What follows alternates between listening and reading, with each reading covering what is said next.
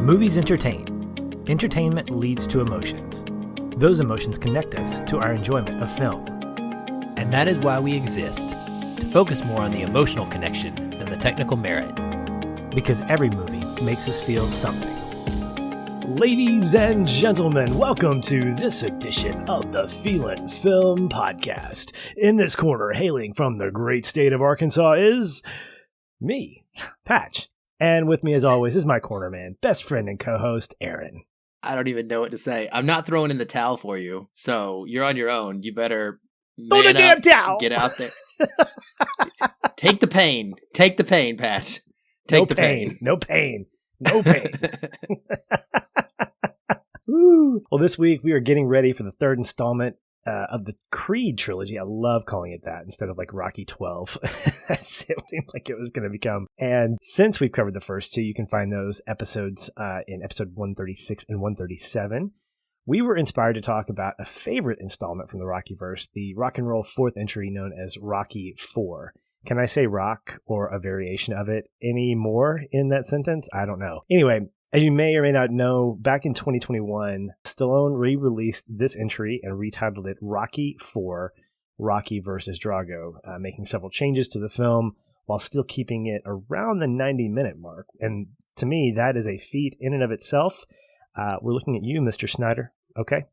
So we'll essentially be covering both in our discussion tonight, which means spoilers for both will be applicable. I mean, there's not really much in terms of like spoilerific, like major changes, although there is quite a bit to talk about in terms of what he left in, what he took out, and really kind of how the narrative varied from both films. So that being said, this is your spoiler warning. Please check out either one at this point and enjoy the conversation. Let's get it on. All right. Aaron, this was a movie that I was really looking forward to when it was announced. I was really interested because, of course, you know me. I'm a big Rocky fan. And Rocky 4 was really where I cut my teeth on the Rockyverse. I think a lot of kids, a lot of folks my age, growing up in the 80s and 90s, this was the movie that really sort of set the tone for, oh, this is Rocky. In fact, I think this was the one that I remember watching and then going backwards and watching. I don't know if I watched them backwards or watched them in order leading up to it, but Rocky 4 was the essential like entry for me into this dude who apparently fought wars in the ring, as it said in one of the entries. And so I wanted to talk a little bit about some of the changes as they relate to, different things. And I want to start off talking about the focal narrative. So this entry, Rocky 4, Rocky vs. Drago, really focuses, and it was surprising, less about Russia versus USA and more about, well, really Rocky versus Drago. So it's aptly named. And I wanted to just sort of get your general vantage point. You've seen both recently, and I don't want to say which one's better, which one's worse, but just kind of give me your general thoughts on each takeaway of what you thought of each one. Do you not want me to say that because you're going to ask me that later? Are you just not? Do you not want? Well, I just really want to just an overall, like, I guess you could say, yeah, which one's better? I mean, which one you prefer? That's fine. Because again, when I look at these two movies, they are essentially telling the same story beats, but there is a focus specifically in Rocky versus Drago that is less in Rocky 4. And so, yeah, I mean, we could start off by that. So for me, I'm watching these two movies and I'm trying to understand Stallone and his mindset in terms of like what he's focusing on. So if you just starting out with the beginning of the movies, the original recaps a little bit of Rocky 3. So does the Rocky versus Drago, but Rocky 4 clearly sets up an us versus them, a Russia versus USA. You've got the two steel gloves that are coming into picture with Eye of the Tiger underneath it, and then you have them clash, and it's like, okay, it's Cold War. We're gonna take this idea and just blow it up in terms of maybe making a political statement. This was a very politically centered movie. This was definitely having those giant undertones of USA and Russia. height of the Cold War, so I understood that. And I found it very interesting that the way in which Stallone changes that, starting from the very beginning, we still get the recap of Rocky's fight with Clubber Lang, but it's more extensive. It's essentially a little recap of him fighting Clubber for the first time, Mickey dying, and then Apollo coming in to reignite that eye of the tiger, as he says, from Rocky 3. And so setting the table for the beginning of Rocky 4, for me, it almost says this is a continuation of Rocky's journey as a boxer. Because in each one of these entries, he fights Apollo, he rematches Apollo, he fights Clubber Lang, he fights Evan Drago. And I felt like this was tonally more consistent as a movie from its previous entries. In other words, each one of these movies is telling the story of how Rocky grows as a boxer, grows as a man, has to take on new challenges, new opponents.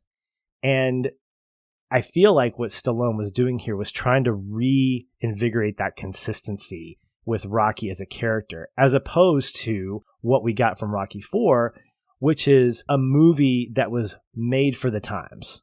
It was made for 1985. Rocky versus Drago feels like it was a movie that feels a little bit more timeless in light of the previous entries, and skipping over Rocky 5, Rocky Balboa. So I felt like Rocky versus Drago is an entry that fits more consistently in Rocky's journey as a man and as a boxer. Interesting.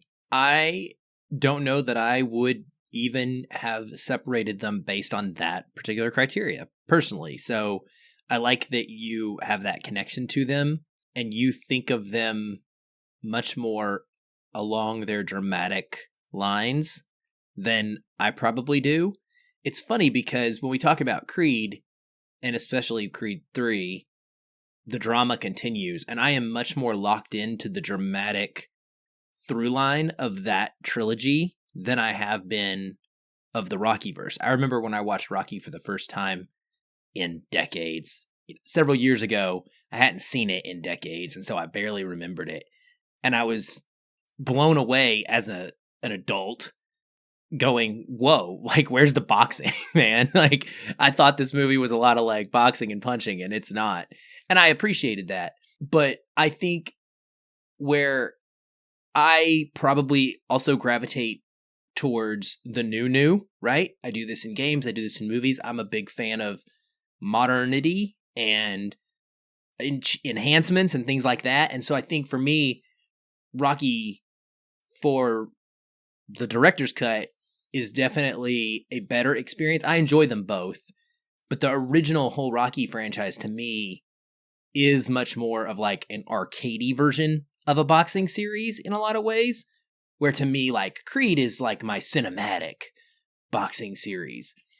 And specifically Rocky 4, the original, definitely fits in that like arcadey feel. And what I do appreciate about the way that he made some changes was to make it fit more in the cinematic. So I think I'm saying the same thing as you. Like, it feels more like a movie, like a dramatic movie than, and I love what you said and the way that you put this about how it's timeless now, but the original felt like it was made of its time. And obviously he made it in its time. So duh. But it is a relic of its time period, and it feels like that. And the remake, essentially the remaster, the director's cut, feels like a movie that could have existed then or now, either one. And I like that. I think that this one, for me, I enjoy it in spite of the story. I enjoy this movie because of its rock star nature. I think, was it you who called it this? Or was it Patrick Willems? Because part of the reason we're doing this as well is because we both recently watched an amazing Patrick Willems video essay about movies in the 80s and what was the most 80s movie of the 80s. And Rocky 4 was a contender for that title. You should watch it. We're not going to spoil it. It's an hour and a half, phenomenal video. We highly, highly recommend it. It's so much fun. But somebody somewhere recently I heard say that this is basically a series of music video montages. And that's why I like it. I like this because it's popcorny and it's just fun and exciting. And I don't get wrapped up in the story at all. Yeah, I think I recently watched Prime Video, as of this recording, has this hour and 10 minutes iPhone shot documentary on the making of this, the Rocky versus Drago. And it's essentially like a home video. And it's, in some ways, it's like somewhat garbage because it's not like well produced, but I'm not faulting the filmmaker at all. I think it's a fantastic approach in terms of just capturing, more than anything, it's a documentary on Stallone as a more mature filmmaker.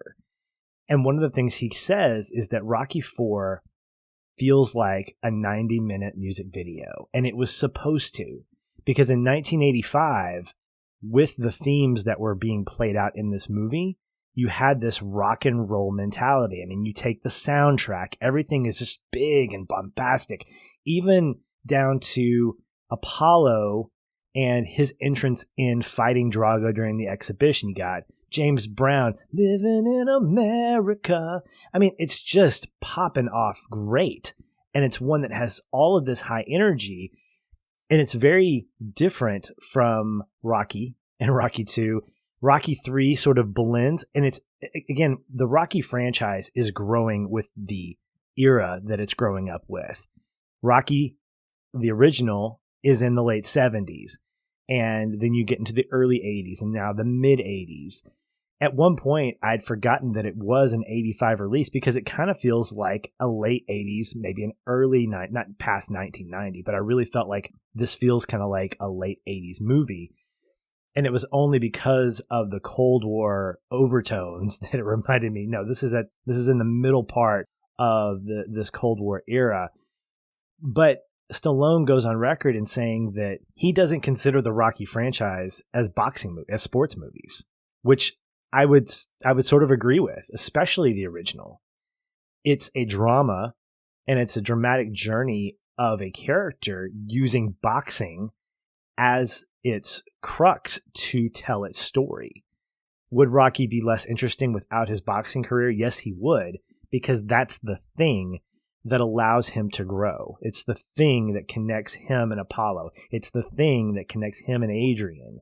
And so over the course of these movies, the way in which these boxing scenes are shot changes. So you see the original Rocky, it feels very rough and rugged. It's very much like what you would see in an old 1970s if there were pay-per-view, just a couple of shots, some close, handheld cams. By the time you actually get to Rocky Balboa, Stallone uses the time, uses the current era that he's releasing this, and he says, no, I want to make this feel like Rocky lives in the real world. And so the pay-per-view match is shot as if you were watching a pay-per-view. Occasionally you'll have cinematic cuts to the corner, but most of the time it's that wide shot. And so he has purpose. And the same thing with Rocky versus Drago is he wanted to make sure that the boxing felt intimate, that it felt close to the boxers, which is why you get these tight shots. In fact, I think at one point in the documentary, he actually deliberately omits these wide shots of Rocky hitting Drago because of the fact that they're not believable, that there's the potential that you could see Rocky actually intentionally missing Drago's face or vice versa. He wanted these over-the-shoulder shots. And so he recognizes that Rocky IV was built as a young filmmaker. It was built to be a movie that brought an audience in. And so I think the way in which he re-edits it allows for that consistency to live. And the fact is, it's hard to do that because it's a movie that you can't reshoot. All you're doing is re-editing and finding old footage, extending scenes, removing others. And he admits, he says, I'm a better filmmaker now that I'm not actually making films than I was when I was younger because I have more of that history. And I think that's a mature approach to any kind of filmmaker to recognize not what you did wrong, but what you should have stood up for, what you should have fought for. And he says that he has regrets. For one thing, and I don't agree with this, he regrets killing off Apollo. Now, I think that's a huge, huge thing for the franchise because he fully admits Creed would probably never exist if Apollo didn't die. He has his own reasons for it. So as a fan, I would say, no, Apollo's death had such a huge impact, more so in this entry, that it made more sense as a motivation for Rocky, not necessarily revenge, but taking the legacy of Apollo about his desire to leave his mark and extending that into his world and saying, this is beyond the title. This is more than just me being on top. This is about me proving that I can stand toe to toe with the best in the world, which is what Apollo attempted to do, but his arrogance got in the way. And I think that is a great through line in this new cut that sort of gets diminished in the original because it looks like Apollo's just doing it for ego. Man, I miss fighting. I want to prove to the world that I'm still awesome. And he basically just gets demolished. This cut gives a little bit more breathing room to let us know more of what Apollo's motives are. And I think that's a huge thing when he passes away. It makes that deeper impact that I think we all want as fans. Yes, that is one of the biggest changes that appeals to me because when I rewatched them. So my order this time around was Rocky versus Drago and then a rewatch of Rocky 4. And it was jarring to me, especially having already seen Creed 3. And this doesn't change. Creed 3's story isn't necessarily impacting my view on this, but I've seen essentially an arc now of a character, right? And for me, it was a little bit off-putting to the point where I was going to ask you tonight about how are we supposed to feel about Apollo? Because this is a man who, by all accounts, in Rocky 4, not in the edit, like you said, quite as much, but kind of in both movies, but definitely more so in Rocky 4. Like, he is legitimately putting his ego, as you said, above his family and above his potential life. He is endangering himself to the point where he ends up getting himself killed and leaving his son fatherless and his wife a widow for a freaking exhibition match. And I have a problem character-wise, not movie-wise, like this is the story and this creates drama. But if we're talking about like heroes, like Apollo is knocked down a notch for me on this rewatch in how I viewed him. And I think about him as he's the champ, like he's the greatest. Like we want to praise and be and remember all of the greatness of Apollo. Dude, you left your family for literally no reason other than you wanted to dance around to, who was it, James Brown, that song? I don't care. That was the most gaudy, I mean, entrances in boxing, and that was worse than WWE entrances. Like, not in a negative way. That was the point of the character. I think it's good filmmaking because Stallone is selling you on, you don't have any questions about what matters to Apollo. And it is his pride and his desire to be seen, desire to be loved, and I think, obviously, we're talking about sports and human drama, but in his desire to feel worthy and of value because he is retired now and he feels it's like so many athletes when they retire. This is the big thing that we like about sports movies. Like when you don't have the thing that you were great at that defined you, then what is left, right? And how do you switch that to then have something else define you? And obviously we could get into a great theological discussion about what we believe that to be. But even just from a family standpoint, like you have to, it's a challenge for anyone in real life. So it is obviously in movies too, to like flip that switch and say, I'm okay now, just sitting at home, being a father, being a husband, and watching someone else step in there. And yeah, so it was a struggle for me, like retroactively knowing his son's story. Like, I think that makes me a little more harsh on his decision. and what he took on. And I also had forgotten, honestly, about Rocky's whole towel thing. Like, I forgot that there was this opportunity for Rocky to throw in the towel. And that made much more sense to me on these rewatches about the level of, I think, guilt that Rocky is carrying forward through this journey. Like, I really felt it that way. I felt it less about revenge and more about guilt that he could have stopped it and he didn't. And he needed, so I feel that's a little different than just flat out revenge, if you get what I'm saying. No, I absolutely do. And I don't think it's just that. If it were just revenge, I think the tone of the whole movie would be really, really different. And you wouldn't want to root for Rocky. I mean, it would be, I guess you would, but I didn't even feel in Rocky IV that it was revenge. I saw Apollo as being driven by ego purely in Rocky IV. He gets mad because the Siberian bull is coming in and he wants to be the guy to drop him down a peg. And it reminds him of the fact that he once was, but he now isn't. And there's a scene where he's watching his first fight with Rocky. And in both, I believe the director's cut and the original, part of his speech is left in that says, "When you beat me, I didn't want to hear from anybody, not even my kids." And I think what makes this a little bit more, I don't want to call it tolerable, but it gives a little bit more agency to Apollo, is that he's honest about the fact that he's not ready to say goodbye. And I think Rocky's journey of losing him and the guilt that he feels to go fight Drago, not to pay back Apollo, but to sort of go through penance. Like, that's what I felt like this director's cut does. Yes. It's absolutely penance, because everything about this whole setup, which is reinforced with a couple of additional scenes, tells me that there's no money, there's no title shot.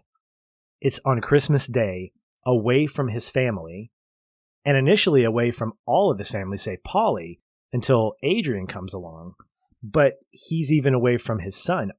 These decisions, one, are consistent with Rocky, because we see it in the other movies where he sort of said, I have to do this alone. So it's very much a consistent character trait of who he is. But this feels like a journey where he has to go through hell and come out the other side. And I don't think there's a part of me, Aaron, that feels like if he dies, he dies. Like, I think he was willing to lose the fight, but take on the thing that was his burden. And the fact that obviously it's a hopeful movie, it's a hopeful franchise. When he cuts Drago, we're all cheering because he's cut the machine. But I think in that moment for him, what I felt, especially in this version, in this Rocky versus Drago version, is that when he cut him, he realized, oh my gosh, not only is this not a machine, but I can actually come out of the other side. I can exercise my demons and then be able to celebrate the fact that I did this, which I think makes his reaction to Drago not someone who is upset, like, I'm going to take you down like Apollo, but really, you're my foil in this moment, and I have to be able to battle through this and essentially beat you in order to come to grips with my own grief. I agree 100% with that. And I think that the ending changes also make that firm once he's done winning the fight, and the way that the Russians respond. Real quick, fun Carl Weathers tangent. Every time that I saw that scene where he cuts him, I was waiting, because I couldn't remember what movie this was part of. I was waiting for someone to say, if it bleeds, we can kill it, or we can kill it if it bleeds, whichever. I don't remember which order it's said in, but it's actually from Predator, which also is a Carl Weathers movie.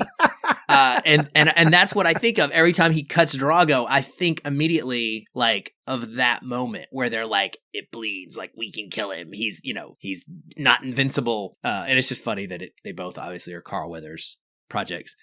One thing that I did miss in the remake, I keep calling it remake. I'm sorry. This is very complicated the way that I can't believe he named this stupid thing Rocky versus Drago. Rocky 4, Rocky versus Drago. Like there are like the word Rocky is in the title of this episode at least like 3 times. It's crazy. Anyway, the scene that he took out that I actually disagreed with, and then almost all the changes I was pro camp. But he took out the moment where they get together after the end of the thing and they have their like Sparring third match. secret fight. Yeah. The secret fight that supposedly took place between them. The sparring match where Rocky comes home and he's cut. And it's a great, great scene where Adrian, I think it's Adrian, and she's like, where'd you get the hat? And he's like, my friend gave it to me. And she's like, where'd you get the black eye? And he's like, he gave me that too. And it was Same friend, but right? Same friend. Yeah, same friend. But I love that moment and that scene because it does allude to something that is very, I think, a special kind of thing about their friendship. And it was weird to me to have that thing removed because that, I thought, fit well in the Rocky 4 kind of progression. Or in the Rocky versus Drago version, it would have stayed and fit just as well. Yeah. I mean, and I think I missed it too. I was willing to forgive it because it takes place at the end of Rocky 3. So we get to see the start of it. And at the end, of course, the original Rocky 4 recaps that point, and then we get to that scene with I think it's with his son or age, I can't remember who it was.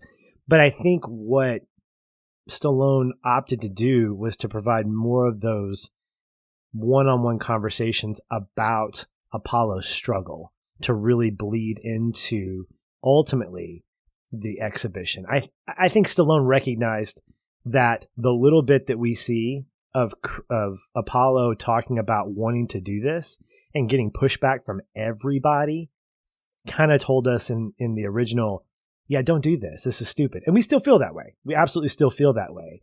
But I think when you add the scene at the pool and the scene in his yard with the football sort of explaining a little bit more, combined with the scene at the table and then the scene where they're rewatching their fight, I think what Stallone was trying to do was to really, really expand a little bit more of Apollo's sympathy. I don't know that it worked, but I think I feel a little bit more sympathy for him. I don't at all believe he made the right choice, especially in light of 3 movies that have been released that were probably not even on the table. So it's ironic that Carl Weathers or Apollo's death created these 3 movies that, as you said before, really sort of put him in such a negative light. Whereas if Creeds 1 through 3 didn't exist, if that story arc didn't play out, I never would have thought about his kids because they're never on screen except for Rocky 2. Like, we never see them. We see his wife, and that's it. And not that I shouldn't feel sympathy that he's now left her as a widow, but when you add more family to that, it creates a lot more weightedness to it. And so I think for Stallone, I can't read his mind, but I don't know that he had Creeds 1 through 3 in mind when he was going through this edit. I mean, he was doing it during COVID, so maybe he just got an itchy director's finger like most directors can do. And, I mentioned Zack Snyder at the front. We have 3 versions of Watchmen out there. It's just, he mentions in the documentary that you can't stop tinkering. And I'm like, but you need to. A director has got to say when a cut is done. And I think that hopefully this one, Rocky versus Drago, is his cut and he's done with it. He's not going to put it in black and white. He's not going to change the music anymore or whatever. But I think that the reasons why, when we look at Apollo, I think what he wanted to do was to really emphasize their deep friendship. Like, we knew that they were friends, and Rocky 3 really emphasized that. But I think Rocky 4 created this tension between both of them because they're both boxers. They're both fighters. They come from different backgrounds. And even though Rocky is, quote, still in his prime, Rocky is trying to understand Apollo's motive, and it's really difficult. It's like when your best friend says, I'm going to do this, and you're like, you shouldn't do this. And you're like, I'm going to do it. Well, at that point, you're kind of like, unless you just got the cojones to pull the guy back, I think he knew that Apollo wasn't going to take no for an answer. And so I think it made those scenes leading up to the exhibition, made the death, a lot more impactful for me. Regardless of how I feel about Apollo's motives, the impact was a lot more dramatic because of what I got to spend time with a few scenes before. Yes, I completely agree with that. And it's funny you mentioned the whole not really getting to meet Creed's kids, because in the director's cut version, Rocky actually cuts out his kid too, for the most part. Like his kids, one scene in the bedroom, go away. Scene in the bedroom. yeah, not there. Didn't really miss him though. I mean, I get it. I understand why that is, mainly because in the original, while there are a few more scenes that include the kids, it's nothing really that deep and impactful. It's never, it's much more about like, will Adrian approve, and is Adrian going to show up? That's really the question. The biggest thing that I appreciated was the removal of the robot, and the robot's always contentious, and I don't believe that anyone likes it. I think people that say they like it are really meaning that they tolerate it and they think it's funny and that it's okay, and they just don't want to be a hater, and that's fine. There's nothing entertaining to me about it whatsoever, and there never has been. I didn't hate it, but I certainly loved not having it there, and basically taking Paulie out too. I mean, he's only in a couple of scenes here, and I think it was good because I don't know what it is about the original man, but he's being portrayed as, almost like he's going senile or something. Like he is just kind of on in another movie, it feels like, with his personality. Yeah, so I'm a fan of Burt Ward. I think, or not Burt Ward. Is it Burt Ward? Yeah, of Paulie as a character, and I think it's because of the journey that he's on with Rocky. He's the brother-in-law that you just don't want to talk about, and he's the brother-in-law that I think Rocky holds on to because of, not out of sympathy, but out of the fact that, look, I met Adrian because of this guy. His friendship with Paulie, his relationship with Paulie is tumultuous, and I think that it's consistent throughout Rocky IV as well, especially when you get into that great scene, because Paulie is a character who wants to be a friend. He wants to do good, and yet he just can't because he's really afraid. And so when you watch the scene play out, both in the original and the director's cut, where he's talking to Rocky as he's going through the entrance, and he's like, hey, I just want to tell you if I could be anywhere happy, you, Rocky. And then he goes back later and he says, forget about it. It didn't make me laugh, but it was very consistent because this is Paulie. Paulie has moments, and I think that's the point of his character, is that he has moments that shine. And one of the moments that stands out to me is when Rocky's in the corner and he's asked, how are you feeling out there? What's going on? And he goes, I see 3 of them. And Paulie goes, hit the one in the middle. And he's like, yes, hit the one in the middle. It's dumb advice, but it makes sense. And it's the only advice that Paulie can give. He represents, I think, the id of this whole like Rocky persona, is that he has no filter. He calls himself the unsilent majority, and he's obsessed with snow cones and just different things like that. He's there a little bit for comic relief, but I think he represents this sort of absent-minded, look, you're my brother-in-law, and I love your sister, and therefore I love you, and I'm willing to bring you along. He has a great little arc in Rocky Balboa where, in his own Paulie way, he confronts Rocky on living in the past. He's like, you're living backwards, Rocco. And he's not wrong. And I love that Stallone does this with him, because you could throw his character away and be just fine. I fully admit that. But I like that he's kept this actor around, and he gives him, as the franchise moves on, more of an impact that's appropriate for his character. And he's still senile. He still says inappropriate things without an edit button in Rocky Balboa. So there's no inconsistency there.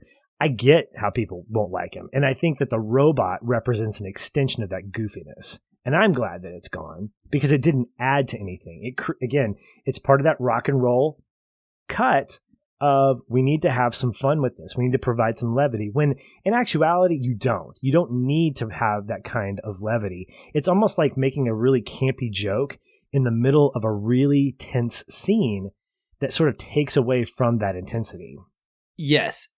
Real quick, Polly doesn't say that, by the way. That is one of my absolute favorite pieces of dialogue in the entire film, but it's Duke and Rocky.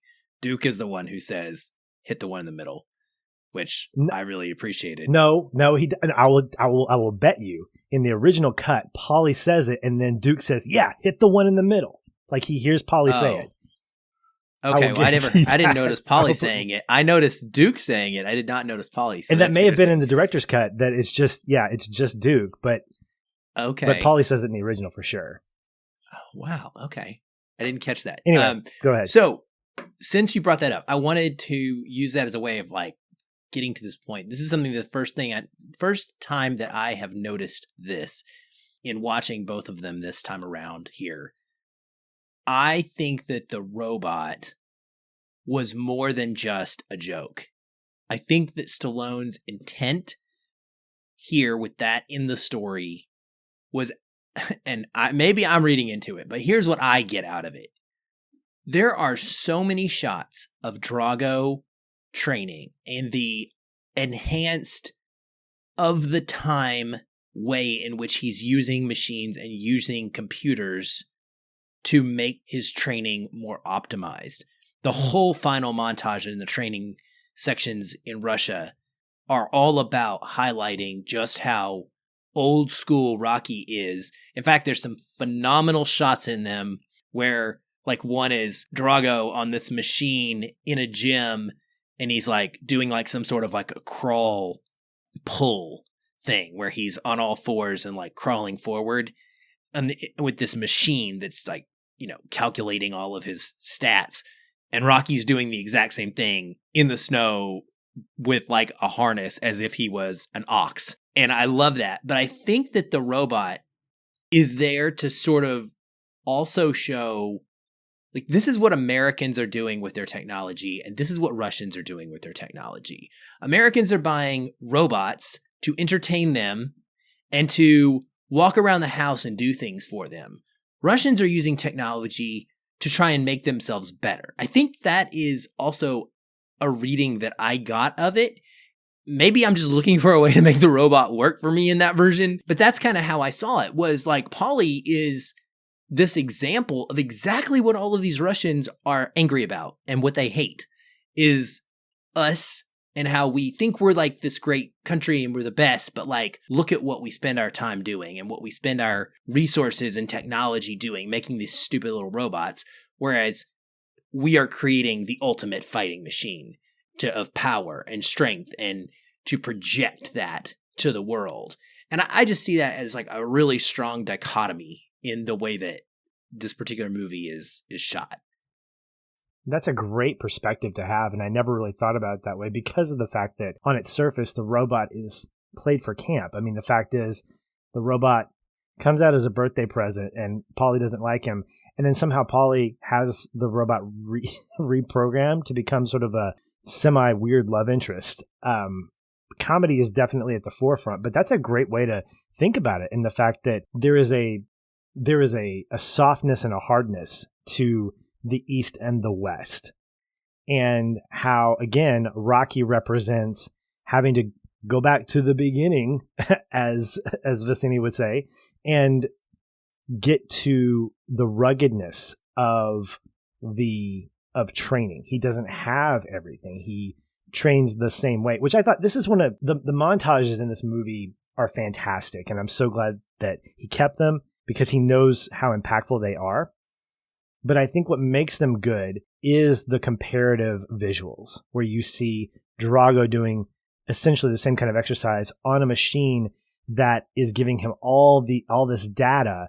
And all Rocky has to go by is, am I getting stronger? I don't know. I don't have numbers to compare, but it's all similar. They're both training in the same way. And of course, I love when we get the reveal of Dolph's just physique as he's coming out, and then you see the physique of Stallone. I mean, if you don't watch the Rocky franchise for any other reason, just watch how Stallone's body progresses throughout a decade. Like how much he changes based off of the fights that he's in. Like in Rocky 3, he slims down, but he still looks fit. Rocky 4 is probably the most fit that he has ever been in terms of just the six pack. And I mean, he looks chiseled, and he looks chiseled next to this equally chiseled 6'4" monstrosity. But seeing how they get to that point and how similar their training styles are, but how Rocky doesn't have access. Rocky doesn't want access. He wants to train simply. And there's a value in, I think, what he's saying in these montages of the organic side. I'm in control. I'm in control of how far I run.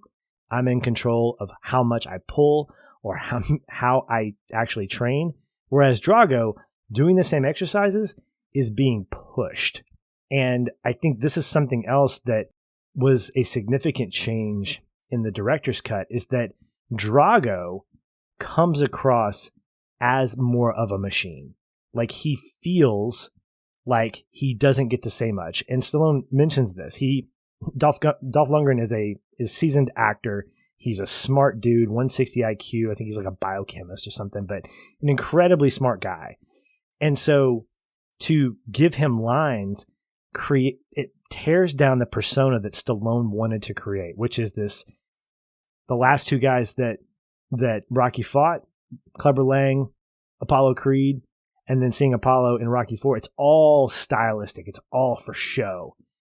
And what he wanted from Drago was this stoic.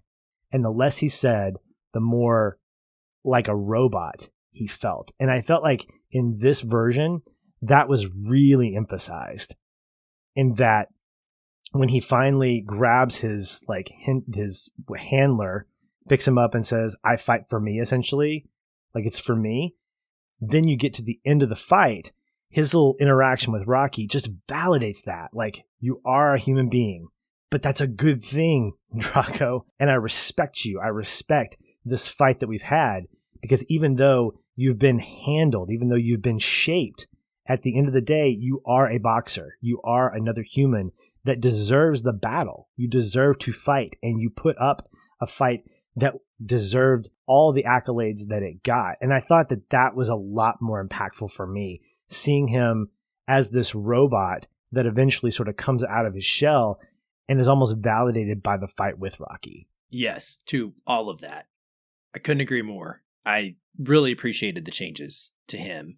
It's a weird absence of his wife, who was played by, as you told me, Stallone's former wife. So maybe that has something to do with it. But she is a big presence in Rocky 4, and she does all the talking.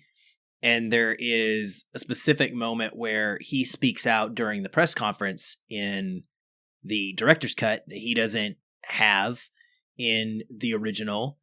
And I agree. Like, I enjoyed him feeling more like a pawn, and like he was not part of the game.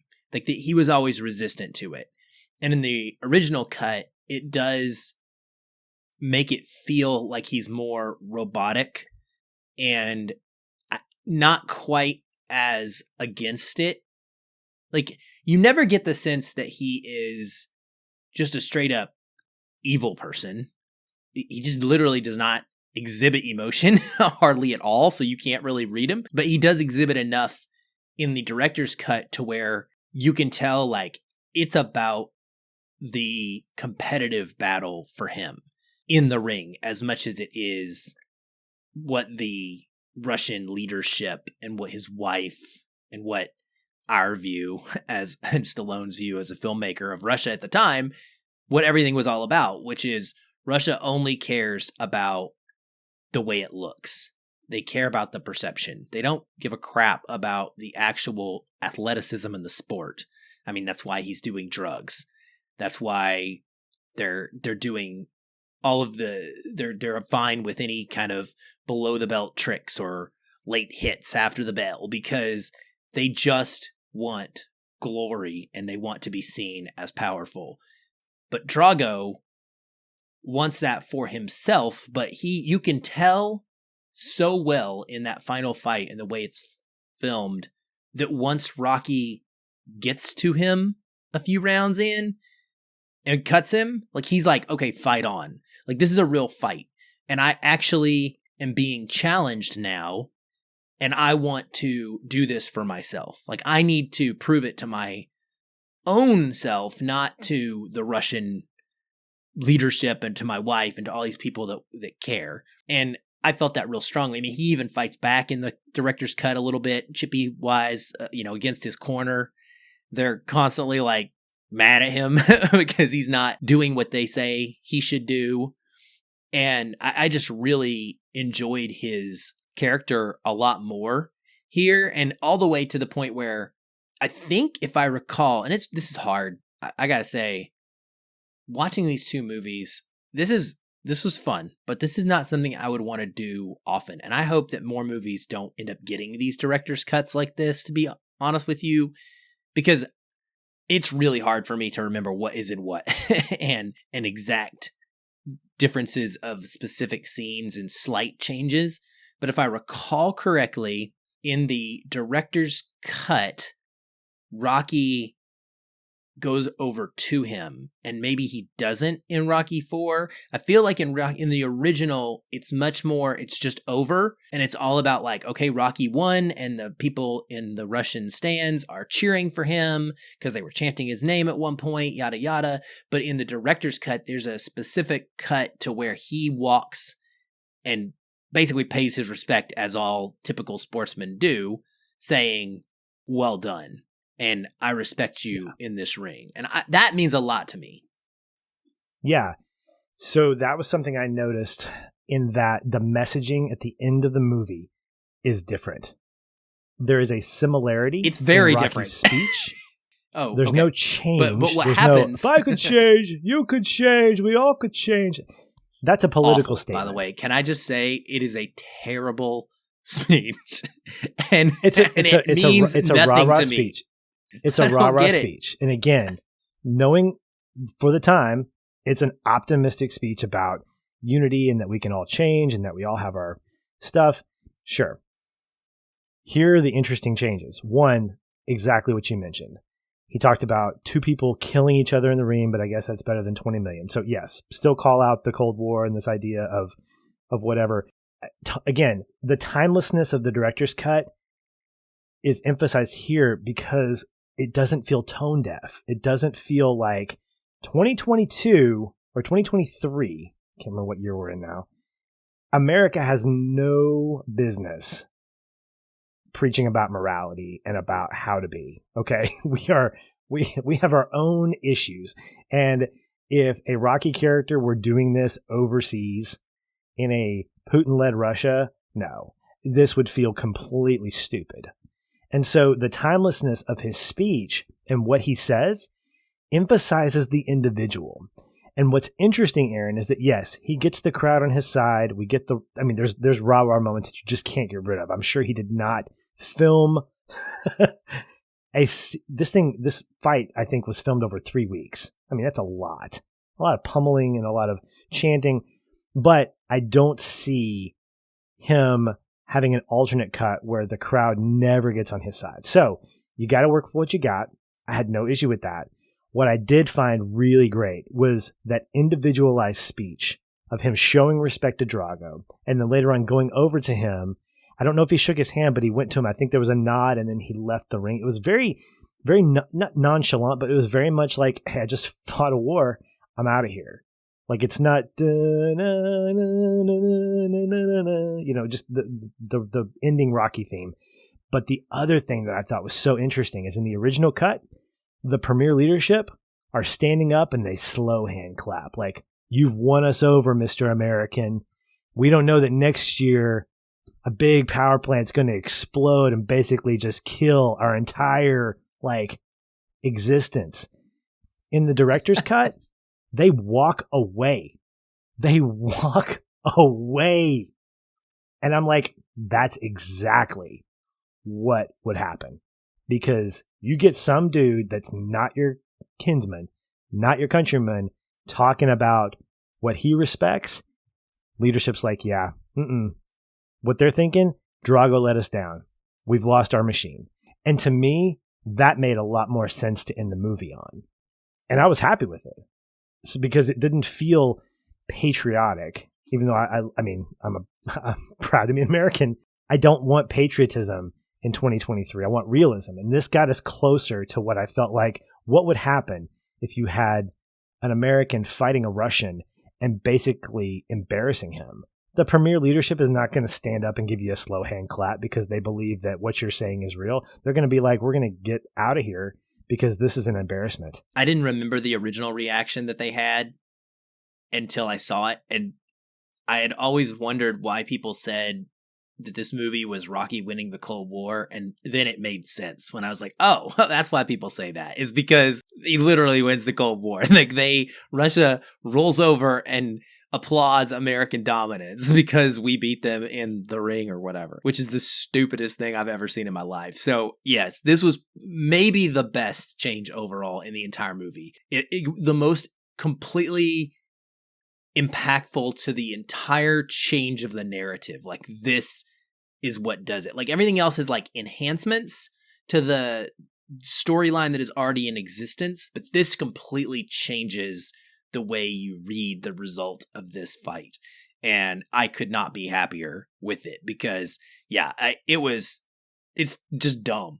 It made no sense. I was like, what are you doing? This is not happening right now. There is no way, even especially because there's one guy that gets up first and then, you get the whole kind of situation. We've talked about this the other day when we were discussing the length of standing ovations and how sometimes they go on and on and on because everyone's afraid to sit down and be the person to stop it. But this was the opposite of that, where it's one person stood up and started clapping. And so everybody else is kind of like, well, crap. Now I've got to do the same thing as well. But yeah, man, the stand up and just turn and walk out worked so much better for me. And also, I think fits even better to knowing where Drago's story now goes. Obviously, that wasn't understood at the time that this movie was written, probably, but what ends up happening in Creed is that Drago has been cast out after this loss. Russia has discarded him and sent him to the Ukraine because they're done with him. His wife has left him because he lost this fight. And for them to stand up and react the way they do and just walk out on him in that moment, to me felt more cohesive with where we see him in Creed 2 when he shows back up. Yeah, and I think this is an unintentional byproduct of Stallone's story, is that in the same way that Apollo Creed dies, but you have the Phoenix that is Creed 1 through 3 being revived, this director's cut provides that agency for Drago to really have a somewhat redemptive arc in Creed 2. And it doesn't feel like a retread of Rocky 4, oh yes, father versus father, son versus son, generation versus generation, which is what I think we expected from Creed 2. And I love the fact that we get substance. I love the fact that it becomes a story beyond one rivalry and that it has reasons. So whether by mistake or not, it's a great sort of result because of the fact that we have the footage that we do from the director's cut. So I think retroactively, overall, initially I wasn't really on with the director's cut. When I first saw it, there were things about it that I felt just were weird. And some things still do sort of kind of rub me the wrong way. I don't necessarily love Vince DiCola's music in the fight. It feels a little bit uneven, even though he does both the music for both. I didn't love the fact that we didn't start with Eye of the Tiger like we do in the original cut, but that we end with it. That's I mean, again, it was just stuff that I felt was out of balance, and I think it's because of my being used to Rocky 4. Could we include those and it would make me happy? At this point, watching it a second time and seeing what came after it, seeing the Rockyverse holistically makes this cut feel a lot more substantive. It doesn't feel like it's just Stallone tweaking and playing and trying to fix a mistake necessarily. It's him, I believe, trying to get consistency with his previous entries and Rocky Balboa as well. So I think it's a winner for me. Yeah, I mean, they're both winners for me. I think that they're both watchable still to this day. I will probably only go with the director's cut from here on out. I don't see myself choosing to watch Rocky IV original anymore now that this exists, but I certainly enjoyed them both. And ultimately, once we get into our flow and it becomes music videos for the final 45 minutes, I mean, I'm locked in. Like, that's probably, I could see myself just putting on the last 45 minutes of the movie, because from the moment that we blast No Easy Way Out, which I will tell you, and I know this is sacrilegious, Patrick, but that is probably my favorite Rocky song over Eye of the Tiger. I love No Easy Way Out. There is something about that flippin' song that just gets me going. It gets me hyped. And I know that Eye of the Tiger is more iconic or synonymous with Rocky, and that's fine, but I personally feel myself more excited and more energized by No Easy Way Out, and I love it in this movie, and I am so glad it's there. And I am too. I like Hearts on Fire a lot too. It's interesting that they change it at the end.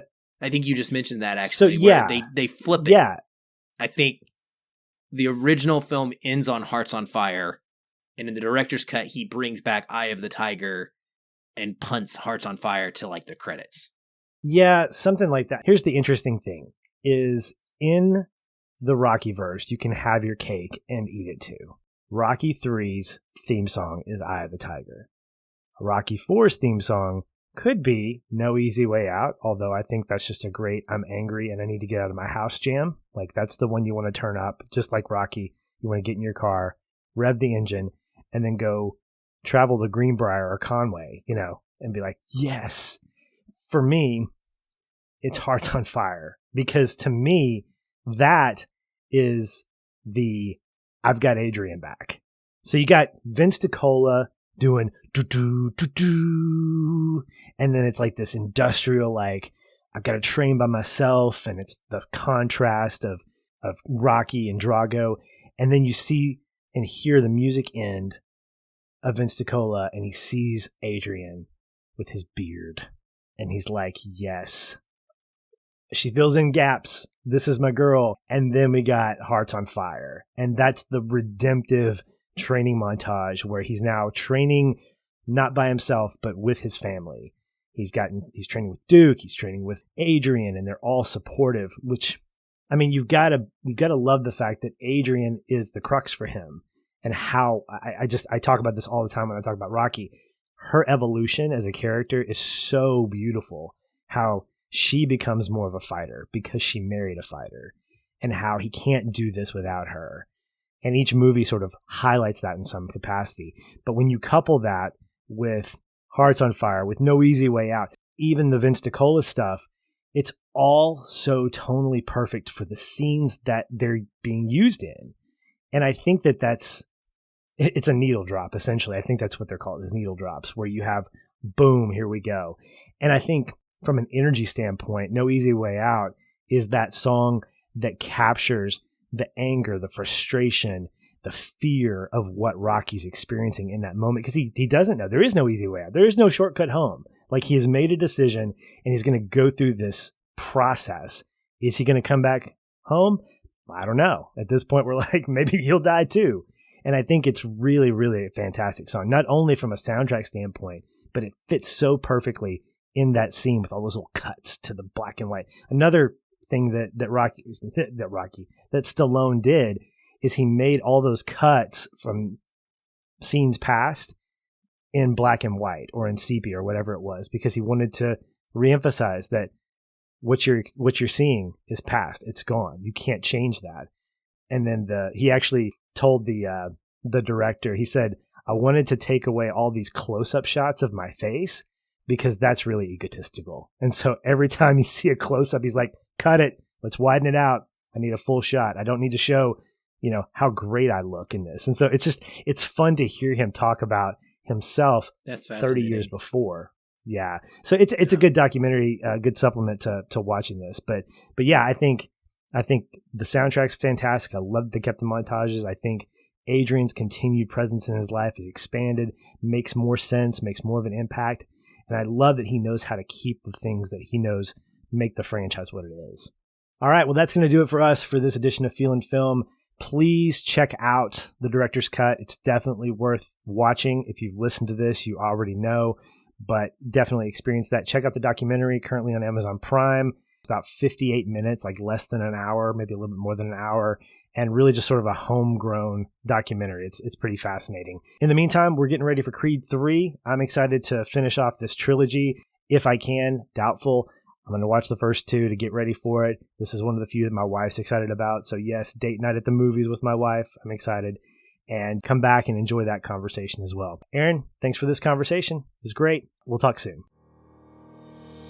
Hey everyone, thanks again for listening. If you enjoy the show, we'd love to hear from you. You can leave us a review on iTunes or wherever you're listening. These help increase visibility for the show and grow our community of listeners like you. We also invite you to connect with us further by joining our ever-growing Facebook discussion group. A link to that is in the show notes, or you can just search on Facebook and find us that way. If you'd like to continue the conversation with me, you can follow the show on Twitter @Feelin Film, or connect with me in the Facebook group. I'm very active in both places and would love to chat. And if you want to connect with me, you can find me at Shoeless Patch on both Facebook and Twitter. Be sure to tag me in any comments so that I'll be notified and not miss you. Once again, thank you for listening. We'll be back soon. Until then, stay positive and keep feeling film.